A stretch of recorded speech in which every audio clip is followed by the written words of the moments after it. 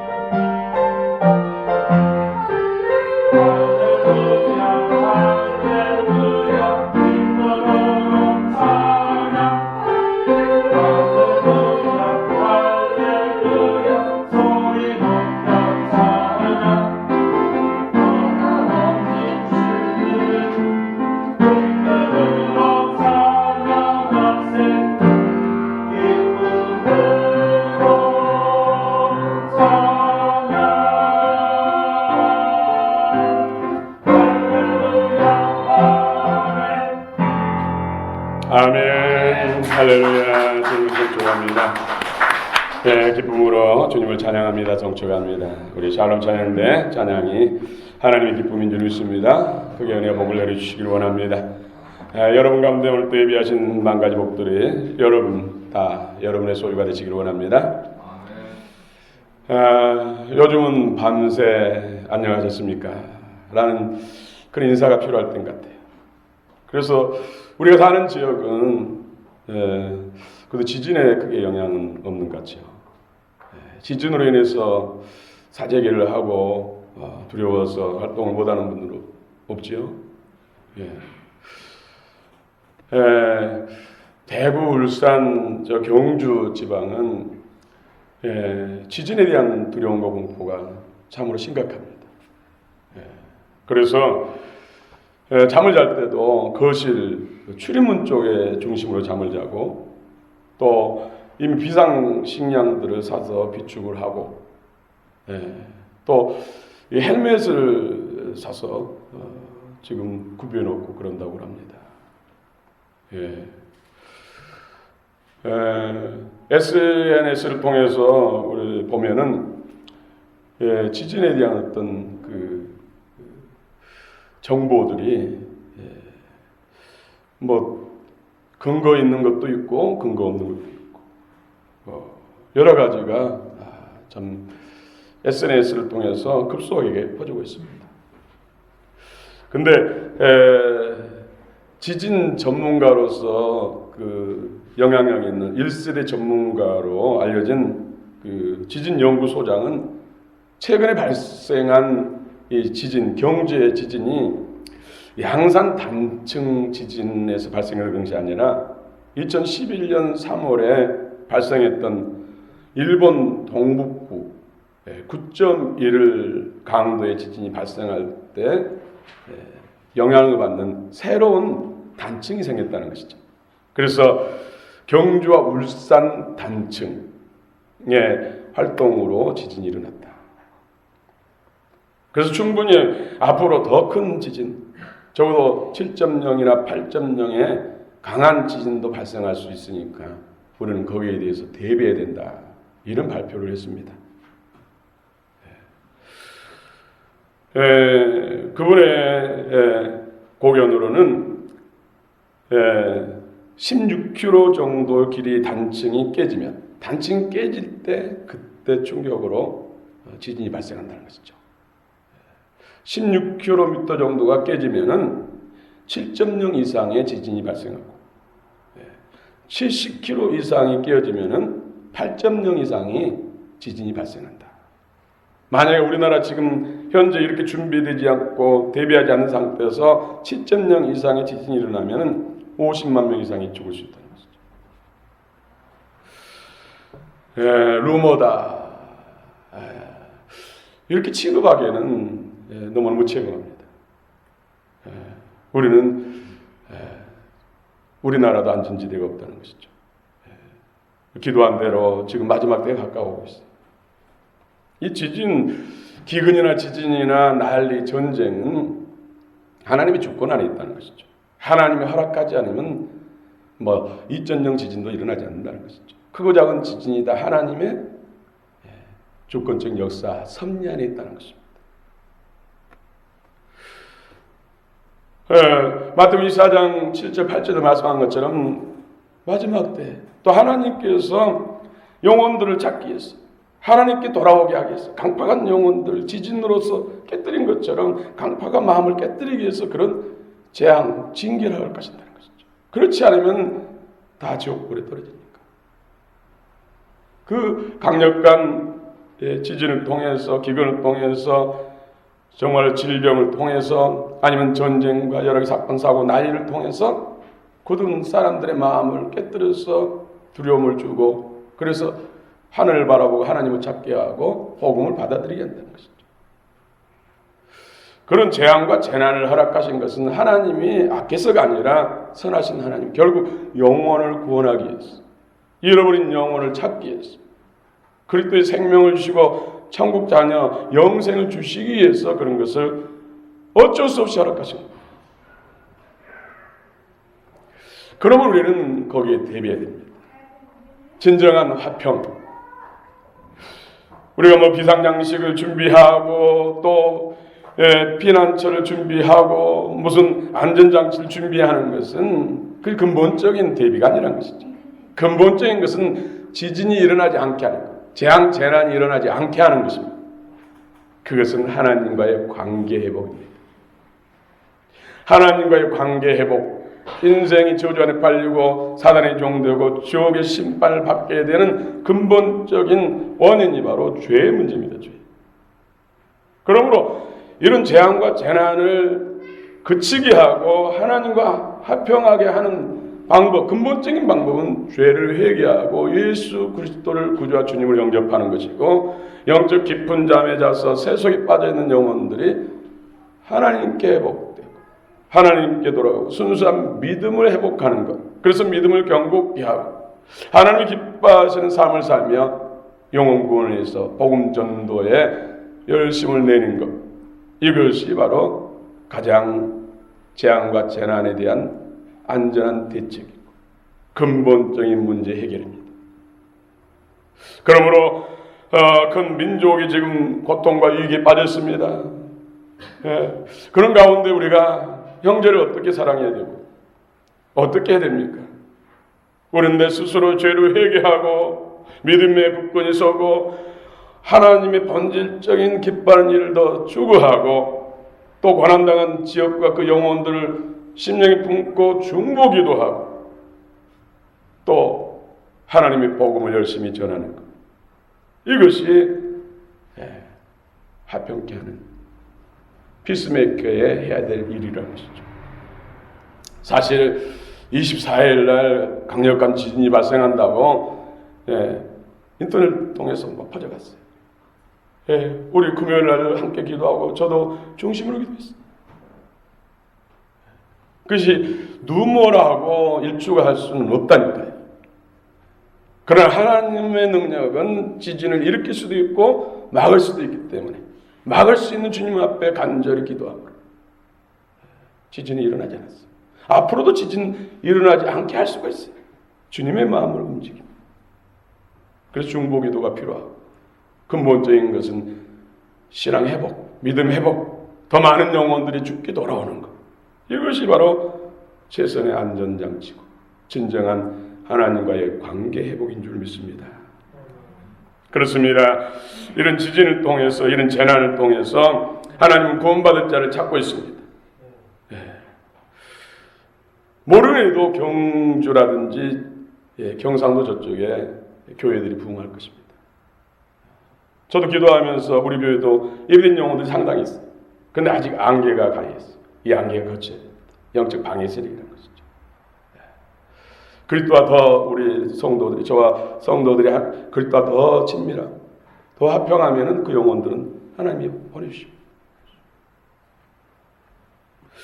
지금 경주, 저 울산, 대구 쪽에 분명하니 부흥이 일어나고 교회가 더 깨어나고 하나님의 기뻐하신 사람들이 일어날 것입니다.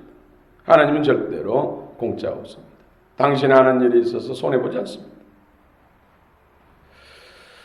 모든 것이 하나님께로 나왔으며 그가 그리스도로 말미암아 우리를 자기와 화목하게 하시고 또 우리에게 화목하게 하는 직분을 주셨으니 예수님께서 이 땅에 오셔서 하나님과 우리 인간 사이에 화목제물이 되주셨어요. 화목케 하는 직분을 감당하시고 또 그분을 믿는, 주님을 믿는 영접한 우리들에게 또한 화목케 하는 직분을 주셨다는 것이죠. 여러분 직분 잘 감당하고 계십니까? 화목하게 하는 자. 오늘 9절 같이 한번 읽겠습니다. 9절 시작. 화평하게 하는 자는 복이 있나니 그들이 하나님의 아들이라 일컬음을 받을 것이며. 그럼 화평의 의미는 무엇일까요? 화평, 화목, 평강. 이 화평이란 뜻은 헬라어로 에이레네, 히브리어로는 샬롬. 여러분 샬롬 잘 알죠? 샬롬. 여기서 에이레네와 샬롬은 개인의 안녕과 민족과 국가 간의 안녕이라는 의미를 담고 있습니다. 큰 틀 안에서는 개인의 안녕과 민족과 국가 간의 안녕. 샬롬, 에이레네. 그러나 근본적인 화평은 하나님과 인간과의 관계 회복으로 인한 평화, 화평을 말합니다. 하나님과의 관계 회복이 없이는 진정한 화평이 있을 수가 없다는 거죠. 온 세계 70억의 인구가 다 예수님을 진실하게 믿고 예수님의 생명을 갖는다면 화평이 이루어질 것이죠. 세계적인 평화가 이루어질 것이죠. 이사야 54장 10절에 산들이 떠나며 언덕들은 옮겨질지라도 나의 자비는 내게서 떠나지 아니하며 나의 화평의 언약은 흔들리지 아니하리라. 너를 긍휼히 여기시는 여호와께서 말씀하셨느니라. 이사야 54장 10절에 제가 깜짝 놀랐어요. 지진에 대한 여러 가지 생각하면서 이 말씀, 산들이 옮겨지고 언덕들이 옮겨지는 거, 지진으로, 큰 지진으로 옮겨지잖아요. 섬들도 옮겨지고. 이런 지진, 큰 지진, 재앙, 재난을 허락하신 것은 결국 화평하기 위해서. 하나님과 인간 화평, 다시 말씀드리는 구원하기 위함이라는 것이죠. 그렇게 해서라도 구원할 수밖에 없는 주님의 안타까운 마음을 여러분 느껴보셨습니까? 사람이 정말로 강팍. 세상에 더러운 것이 많지만 사람의 마음보다 더 부패한 것이 있냐 하시면서 주님 단식하잖아요.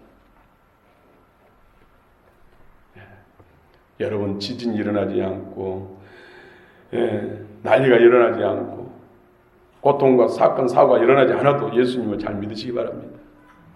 이것이 지혜로운 점. 화평이란 갈등과 싸움과 전쟁이 없는 상태를 말합니다. 여러분, 갈등과 싸움과 전쟁, 이 대부분의 인간의 탐욕이잖아요. 탐욕은 죄예요, 죄. 죄의 뿌리는 사단입니다. 사단. 그러므로 화평이란 우리 성경적으로 정의라면 바로 예수 그리스도 마음이다. 화평이란 갈등과 다툼과 전쟁이 없는 상태라고 이야기하는데 성경적으로 정의를 하면 화평은 그리스도의 마음이다. 모든 것은 그리스도. 해답은 그리스도가 있어요. 모든 것은 그리스도 해답이에요. 인생의 근본적인 모든 문제 해답으로 하나님이 주신 우리에게 베푸는 호의가 바로 예수 그리스도니까. 사람들의 마음에 미움과 원망과 시기와 질투, 분쟁, 다툼, 파당, 이것은 다 결국은 그리스도의 마음의 부재, 반대편에 있는 영의 세력들의 역사라는 것이죠. 우리 그리스도인들은 그리스도 예수의 마음 품기 위해서 자기 내려놓음이 참으로 필요합니다. 그래서 사도 바울은 나는 날마다 죽노라. 또 선교사님 쓴 책 중에서 내려놓음, 거기에서 더 나아가서 더 내려놓음. 다음 어떤 책을 쳤죠? 화평하게 하는 자가 왜 복이 있을까요? 화평하게 하는 자가 복이 있다고 했는데, 하나님의 아들 예수 그리스도가 이 땅에 오신 목적이 화평하게 하시기 위해서 오셨기 때문에 그 화평하게 하는 자가 예수님이 땅에 오신 하나님이 전능하신 하나님이 인간이 되셔서 오셔서 그 희생값을 치르신 목적이 화평이니까 얼마나 가치 있는 일입니까? 얼마나 대단한 일입니까? 예수님이 화목케 하는 직분을 감당하셨고 예수님 믿는 우리에게 또 이제 화목하게 하는 직분을 우리에게 감당케 하셨다니까. 그래서 화목하게 하는 자가 그 놀라운 가치 있는 일이고, 가치 있는 일을 하면 하나님의 상급과 영광이 따르는 것이죠. 절대 주 예수 이름으로 하는 어떤 것이라도 공짜가 없습니다. 다 영광과 상급으로 쌓입니다. 예수님이 십자가로 화평을 이루셨습니다. 그래서 십자가는 수직과 수평이에요. 하나님과 인간 사이의 담이 제거되고 인간과 인간 사이의 담이 제거돼요. 십자가로 통일, 하늘과 땅이 통일되게 한 것이 바로 십자가로 이룬 것입니다. 화목하게 하는 직분이라는 말씀 얼마나 귀합니까? 예수님이 당신을 믿는 우리들에게 화목하게 하는 직분을 주셨다는 것이죠. 우리 아이들 여름 성역교 주제가가 고린도후서 5장 18절 말씀. 얼마나 찬양을 은혜 있게 잘하는지 모릅니다. 아이들에게 한번 시켜보세요.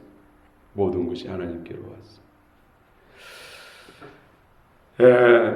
이제 예수님 믿는 우리들에게 그 화목하게 하는 직분을 감당하게 하셨습니다. 여러분이 그 사명을 지금 감당하고 계신 분도 계십니다.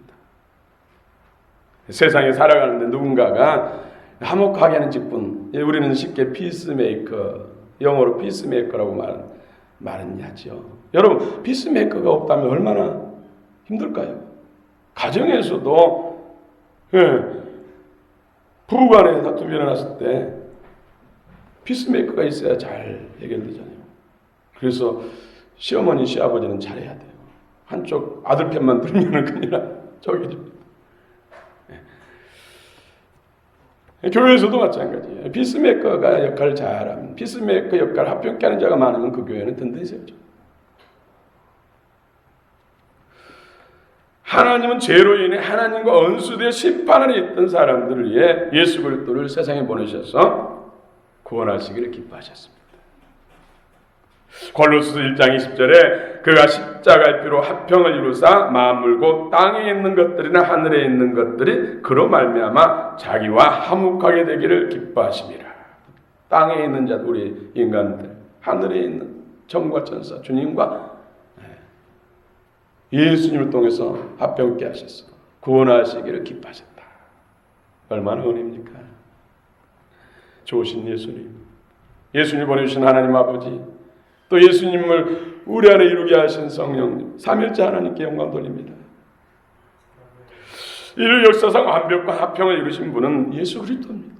예수님이 화평을 이루시는 진정한 모델 본복이라는 것이죠. 에베소 2장 14절과 16절에 그는 우리의 화평이신지라 둘로 하나를 만드사 원수된 것고 중간에 막힌 담을 자기 육체로 하시고 또 십자가로 이 둘을 한 몸으로 하나님과 화목하게 하려 하심이라. 원수된 것을 십자가로 소멸하시고 인간과 하나님 사이에 원수된 것, 죄로 인해서 원수된 것들을 제감으로 인해서 하나 되게, 한 몸 되게 했다 말씀하고 있습니다. 여러분 잘 아시는 이사야 53장 5절에 그가 찔림 우리의 허물 때문이요 그가 상함 우리의 죄악 때문이라. 그가 징계를 받음으로 우리가 평화 화평을 누리고 그가 채찍에 맞음으로 우리가 나음을 입었도다. 화평, 예수님으로 인해서 우리가 하나님과 화평을 이뤘다는 것이죠. 인간과 인간 사이에 화평을 이루게 된다는 것이죠. 왜요? 예수 믿으면 하나 되니까, 한 몸 되니까. 우리 주님 예수님께서 화평을 이루시기 위해서 멸시를 당하시고 박해를 받으시고 매를 맞으시고 부끄러움을 당하시고 십자가에서 물과 피를 다 흘리셨습니다. 그러므로 화평케 하는 직분을 감당할 때는 자기 헌신과 희생이 없이는 안 된다는 것이죠. 화목하게 하는 직분을 감당할 때 수고가 따르고 희생이 따른다는 것. 그러니까 영광과 상급이 또 다른 것이죠. 그래서 복이 있다 말씀한 것이죠. 이제 예수님 믿는 우리들에게 화목하게 하는 직분을 주셨습니다. 내가 예수님을 믿는다면 당연히 이제 화목하게 하는 직분을 감당해야 된다는 것입니다. 예수 생명으로 거듭나서 하나님의 아들이 됐다면 오늘날 내가 너를 낳았다. 너는 내 아들이라. 그 생명으로 거듭났다면 당연히 그 생명 안에는 화평케 하는 그 생명을 나눠줘야 된다는 것이죠. 그래서 화목하게 하는 직분을 감당해야 된다는 것입니다. 그래서 부활한 주님을 만나면 전도하게 되는 것이죠. 불신으로 인해서 죄로 인해서 하나님과 원수돼서 심판 아래 있는 그들을 예수께로 있는 데서 하나님과 화평하게 죄와 허물을 가진 사람 받고 사람 나기로부터 해방돼서 하나님의 자녀들과 하나님과 화평하게 하는 것. 내가 화평하게 하는 그 아들의 생명을 받았다면 당연히 해야 된다는 것이죠. 어떻게 하면 화평하게 할 수 있을까요? 뭐니 해도 화평은 예수 그리스도 마음이라겠습니다. 예수 그리스도의 마음을 품어야 됩니다. 일주 동안 계속해서 화평케 하는 자는 복이 있나니 그들이 하나님의 아들의 일컬음을 받을 것이며 계속 묵상하고 또 영감 떠오르면 좋고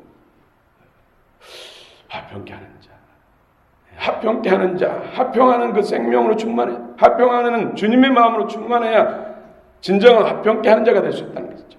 능력 있는 화평케 하는 자가 될 수 있다는 것이죠. 그러기 위해서는 먼저 예수님을 영접해야죠. 영접하는 자, 곱고 이름 믿는 자들에게는 하나님의 자녀가 되는 권세를 주셨어요. 여러분, 예수 그리스도 나의 구주 주님입니다. 예수님 십자가의 피가 나를 죄와 사망에서 해방시켰습니다. 이 정도의 영접만 가지고 아들이 된다고 성경 말씀하잖아요. 아들이 되는 자격, 라이센스를 주어졌다고 말씀합니다. 여기에 여러분 속지 마시고 예수님을 영접 안 돼서 그쳐서는 안 되고 주님과 친밀한 교통이 돼야 된다는 것이죠. 교통이 되려면 마음과 마음이 통해야죠. 그러기 위해서는 주님의 마음이 들어요. 새 마음, 본성적으로 타락해서 가시덤불을 엉키면 내는 그 타락한 본성에 있는 그 마음의 굳은 마음을 가시덤불 엉겁기 또 돌짝박 굳은 것을 다 걷어내고 새 마음, 새 영, 새 마음, 그리스도의 새 영, 새 마음을 받아야 주님과 친밀한 교통이 되는 것이죠. 그래서 빌립보서 2장 5절에서는 너희 안에 이 마음을 품으라. 곧 누구의 마음이요? 그리스도 예수의 마음이니. 내 안에 예수 그리스도의 마음이 들어온다니, 예수 그리스도의 생명으로 내 안에 채워진다니 얼마나 감격스럽습니까? 이 세상에 무슨 상을 받는다고 해도 이보다 더 큰 영광이 있겠습니까? 더 가치가 있겠습니까? 천하 우주 만물의 주관자 되시고 모든 인생의 창조자 근본 되신 그분의 마음이 내 마음 된다고 말씀합니다.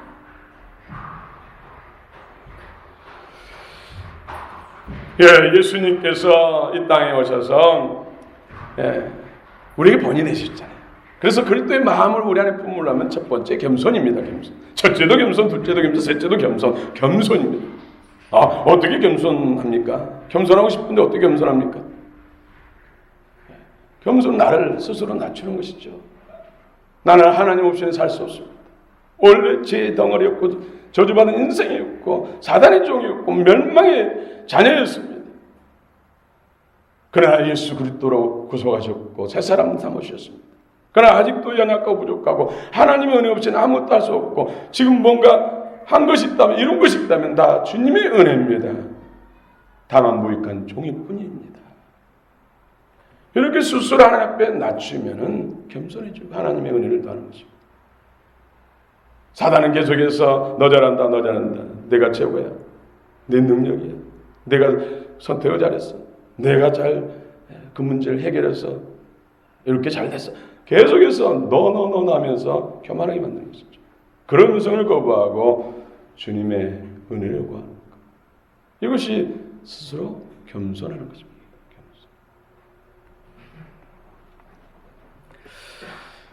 또 둘째는 예수님은 자신의 물과 피 한 방울까지 다 주시기까지 헌신할 때, 주를 위해서 헌신할 때 그때 마음이 우리 안에 채워집니다. 또 셋째는 예수님이 죽기까지 복종 순종하셨듯이 우리도 주의 말씀에 항상 순종. 항상 주님이 어떤 말씀하시든지 준비하고 있다가 말씀이 떨어지자마자 아멘하고 순종할 준비를 해야 돼요.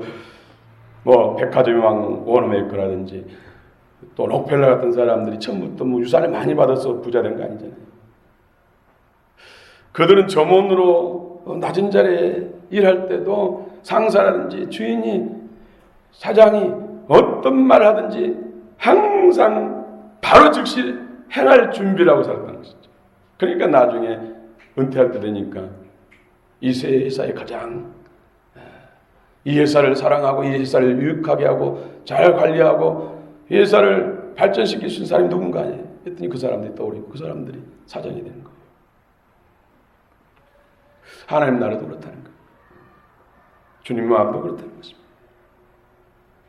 우리나라는 못난 자식도 어떻게 하든지 그냥 불법을 행해서라든지 물려주려고 하고 주식 하려고 하고 불법을 행하는데 그렇지 않은 사람도 많습니다. 저는 모든 사람이 다 그렇다는 거 아니죠. 그런 사람들이 상당히 많다는 것이죠. 앞으로 바꿔질 거죠. 우리 그리스도인들의 역할이 사회를 바꾸는 데 있어서 참으로 중요한 역할을 합니다. 우리가 깨어있고 주의 말씀대로 살면은 세상은 바뀝니다.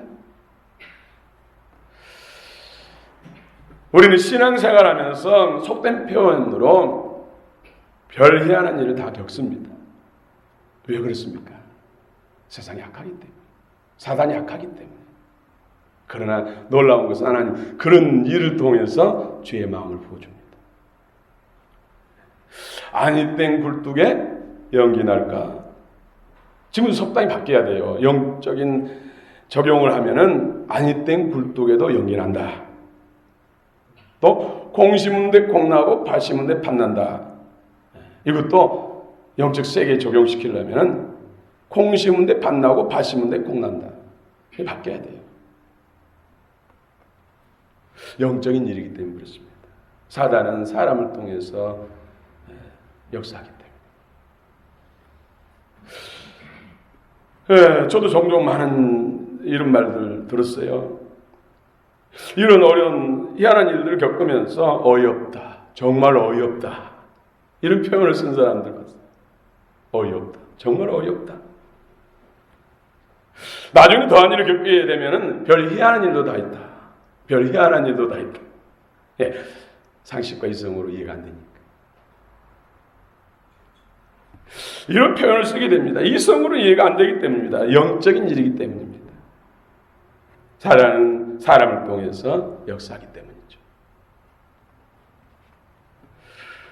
이런 일이 겪을 때마다 답은 뭐예요? 나를 비우는 거예요. 내가 십자가 앞에 넘겨지면 타락한 본성 안에 있는 마음 소멸되고 새 마음, 새 영이 들어오는 것입니다. 이런 어이가 없다. 참 희한한 일을 다 겪네 하는 이런 걸 통해서 나를 무너뜨리고 주님의 새 생명을 주시고 새 사람을 주신다는 것이죠. 그래서 이상하게 여기지 말라는 것이죠. 또 사람을 판단하지 말라는 것이죠. 기도해야 된다는 것이죠. 원수를 대적하며 하나님의 긍휼과 자비 이루하신 역사하심을 통해서 새 은혜가 임하기를 위해서 기도해. 우리 싸움 혈과 육이 아니라 악한 정사권세자, 악한 영들, 사단 마귀들이라는 것이죠. 그런 비밀을 모른다면 어떻게 목회를 합니까? 목회를 못해요. 여러분, 피스메이커, 합평케 하는 자가 되시기 바랍니다. 능력 있는 합평케 하는 자가 되기를 원합니다. 우리 황영교가 이 시대의 민족과 열방 가운데 합평케 하는 교회가 되기를 원합니다. 그 나를 비우는 것, 이것은 또 다른 말로 신령이 가난한 자죠. 너 나를 비우는 건 뭡니까? 마음이 정결한 자. 나를 비우는 건 뭐예요? 의지로 목마른 자. 나를 비우는 건 뭐예요? 애통하는 것. 원치 않은 것, 주님과 반대편 되는 것이 내 안에 들어옴으로 인해서 그것을 비워내기 위해서, 끊어내기 위해서 울부짖는 거예요. 보면 결국은 뭐예요? 합평케 하는 자. 주님의 마음, 죄를 끊어내고 새 마음과 새 생명으로 우리가 자라고 무장하는 것을 말씀하고 있습니다. 그러기 위해서는 마음밭이 좋아야 됩니다. 길가같이 굳은 마음, 돌짝 같은 마음, 가시덤불과 엉겅퀴 같은 마음을 성령의 불로 쑥 태워버리고 권능의 성령의 쟁기로 갈아엎고 이가 날카로운 새 타작기로 가루로 만들어. 그리고 하나님의 권능의 맑은 물로 깨끗이 권능의 말씀. 좋은 밭에서만 30배, 60배, 100배의 결실맺습니다. 길가밭 노, 돌짝밭 노, 가시덤불과 노입니다. 오직 좋은 밭, 옥토밭에서만 열매를 맺어요. 그 열매를 먹을 때 그 열매가 그릇된 마음과 생명을 우리 안에 자라게 한 것입니다. 하나님의 말씀과 기도로 우리는 자라야 됩니다. 거룩해져야 됩니다. 에베소 4장 13절 우리가 다 하나님의 아들을 믿는 것과 하는 것에 하나가 되어 온전한 사람을 이루어 그리스도의 장성한 분량이 충만한 데 이르리니. 에베소 4장 15절에 오직 사랑 안에서 참된 것을 하며 범사에 그에까지 자랄지니 그는 머리니 곧 그리스도라. 예수 그리스도. 디모데전서 4장 5절에 하나님의 말씀과 기도로 거룩하여짐이라. 그래서 말씀 암송하십시오. 강구할 때마다 말씀 암송이 답입니다. 말씀 암송. 말씀 묵상이 암송이에요. 묵상. 성경을 보지 않고도 줄줄줄 읽을 수 있고 애울 수 있는 상태가 바로 묵상. 암기가 아니라 암송. 가슴에 내려온 말씀, 신비에 새겨진 말씀, 마음에 의가 된 말씀, 영과 생명이 된 말씀. 이 말씀이 결국 그리스도의 마음과 생명을 주시고 내 안에 피 속에 있는 더러운 것들, 악한 것들, 사단의 가시들, 돌짝 같고 또 길가같이 굳게 하는 것들, 영적인 것들 걷어내고 끊어낸다는 것이죠. 그래서 그리스도 새 사람으로 우리가 지어지고 성장하게 되는 것입니다. 합평하게 하는 직분을 감당해야 됩니다. 가장 합평하게 하는 직분이 첫 번째 바로 전도입니다. 영혼구원. 불신 가운데 있기 때문에 사단이 종되어 있기 때문에 다 하나님과 원수되어 있어요. 원수된 것 심판에 넣어 있다는 것이죠. 그래서 하나님의 심판을 멈추게 하고 오늘 축복하게 하는 것은 영혼을 전도하는 것. 전도해서 하나님과 합평하게 하고 하나님의 은혜 안에 거하게 하는 것이 합병케 하는 직분에 있어서 가장 첫 번째. 그래서 고린도후서 5장 19절에 곧 하나님께서 그리스도 안에 계시사 세상을 자기와 화목하게 하시며 그들의 죄를 그들에게 돌리지 아니하시고 화목하게 하는 말씀을 우리에게 부탁하셨느니라. 부탁하신 주님이 부탁합니다. 예수님이 승천하시기 전에 우리들에게 부탁했잖아요. 천하에 두루다니며 복음을 전파하라. 또 세상 모든 족속으로 제도 삼고 가르쳐 지키고 행하게 하라. 때를 얻든지 뭐든지 복음을 전하라. 말씀하시고 있습니다. 화평케 하는 말씀을 우리에게 부탁하신 것입니다. 부탁을 들어드리시기 바랍니다. 불신자가 복음을 듣고 예수를 영접하면 제사를 받고 하나님과 화평하게 됩니다. 하나님이 얼마나 그것을 기뻐하는지, 한 영혼이 회개하고 돌아오면 천국에서 주님이 사자들과 천사들과 함께 잔치를 펼습니다. 한 사람 한 사람 들어올 때마다 잔치가 천국에서 벌어지죠. 천국 잔치가 열렸네. 한 사람 한 사람 여러분들이 예수 믿게 하면은 천국에 잔치가 열린다니까. 여기만 잔치가 아니라 천국의 잔치가. 주님의 마음을 여러분 느껴보세요. 사람과 사람들 사이 화평. 아직도 사단이 우리 사회처럼 산길질 잡고 있잖아요. 그래서 여러분, 사단의 도구, 불의 병기가 되면 안 됩니다. 그것과 싸워야 돼요. 나는 하나님의 도구가 되고 하나님의 영광을 선포하고 하나님의 거룩한 일을 해야지, 사단의 종돼서 하나님을 대적하고 하나님의 일을 허무는 일을 해서는 안 된다니까.